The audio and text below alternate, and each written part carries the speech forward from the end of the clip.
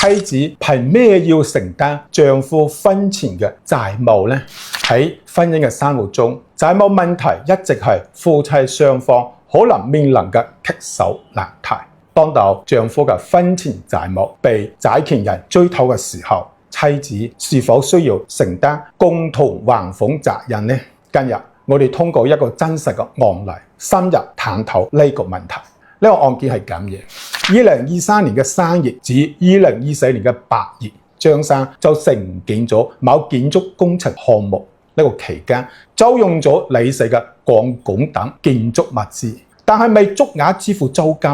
2024年12月，雙方簽咗協議，約定張生支付李四租金以及物資丟失賠償費共56萬。但係咧，張生未按照約定嚟俾錢，李四就將張生同埋佢老婆阿珍一齊起訴到法院，要求佢兩公婆一齊承擔還款責任。張生就話啦，佢咧與阿珍係喺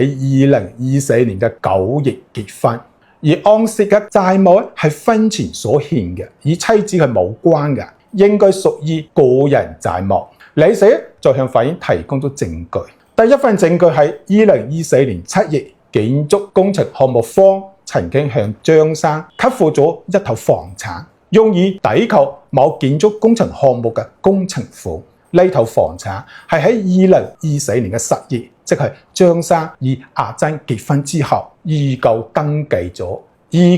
記喺阿珍嘅名下。第二份證據就建築材料運輸工人林某嘅證實，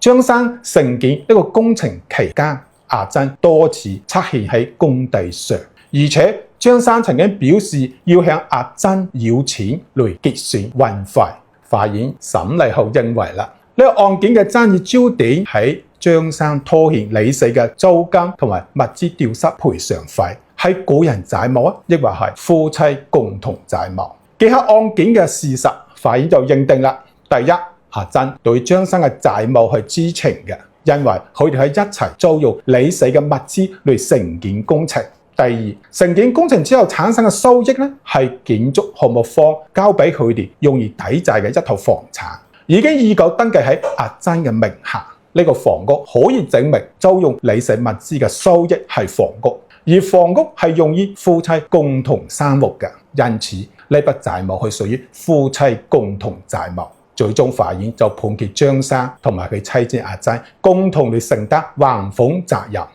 個案例有咩啟示呢？一方結婚前所欠嘅個人債務，一般嘅情況下，債主只能向欠債嘅一方嚟追討，唔能夠向欠債人嘅配偶嚟追討。但係咧，如果債主能夠證明呢筆債務係欠債人兩公婆用於婚後家庭共同生活嘅，那麼債主就可以向欠債人兩公婆嚟追討，要求欠債人嘅兩公婆承擔連帶責任。當到面臨類似嘅問題嘅時候，建議及時諮詢專業嘅法律人士，以維護自己合法嘅權益。